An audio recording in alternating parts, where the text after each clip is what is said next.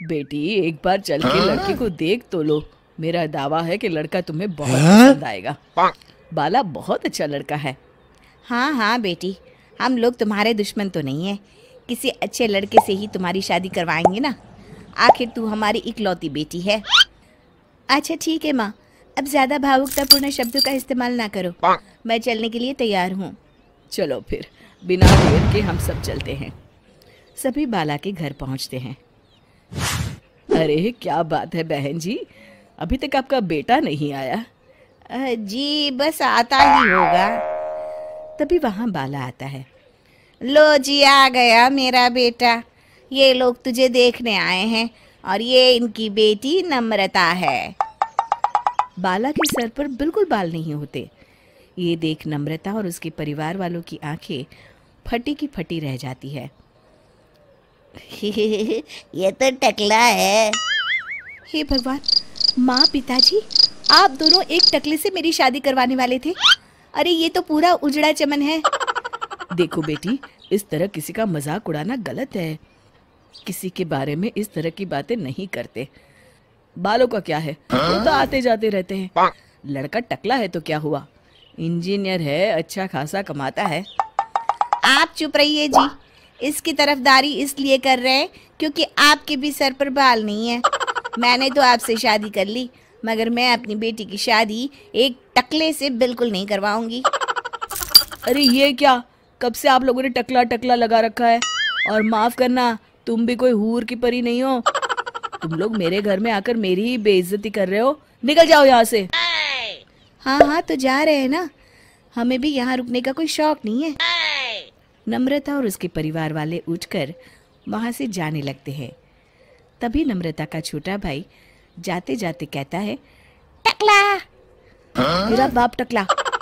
और इस तरह बाला का रिश्ता टूट जाता है। फिर एक दिन सड़क के किनारे एक आदमी घूम घूम कर कंधी बेच रहा होता है।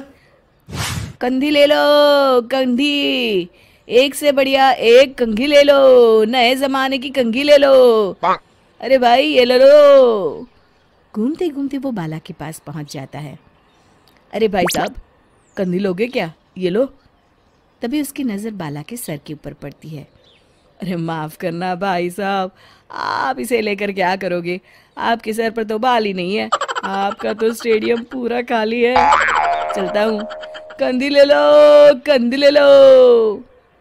कंधी वाले की बातें सुनकर बाला को बुरा लगता है। उस समय बाला को ऐसा महसूस होता है कि उसके लिए दुनिया में सबसे कीमती कोई चीज़ अगर है, वो सिर्फ बाल है। बाला सड़क पर चलते हुए लोगों के बाल बड़े गौर से देखता है। चलते चलते बाला एक मंदिर के पास पहुंच जाता है। हे भगवान, तुमने ये मेरे साथ क्या किया? थोड़े से बाल अगर मुझे दे देते तो तुम्हारा क्या चला जाता? सारी दुनिया मेरा मजाक उड़ाती है। अरे भाई, आज पहला इंसान देख रहा हूँ जो मंदिर आकर भगवान से अपने लिए बाल मांग रहा है। बेटा, भगवान ने तुम्हें सब कुछ तो दिया है, अच्छी सेहत है, अच्छी नौकरी है। लगता है तुम्हारी तबीयत ठीक नहीं है। घर जाओ, सब ठीक हो जाएगा। बाला वहाँ से चला जाता है। घर पहुंचकर बाला खाना खाता है और अपने कमरे में सोने के लिए चला जाता है। फिर सुबह जब बाला सोकर उठता है तो आईने के सामने अपने आप को देखकर हैरान हो जाता है। बाला के सर पर एकदम घने बाल आ जाते हैं। बाला खुशी से झूम उठता है।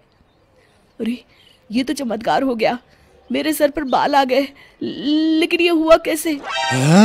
दोस्तों, अगर आप इस कहानी का दूसरा भाग देखना चाहते हैं तो हमें कमेंट करके ज़रूर बताएं।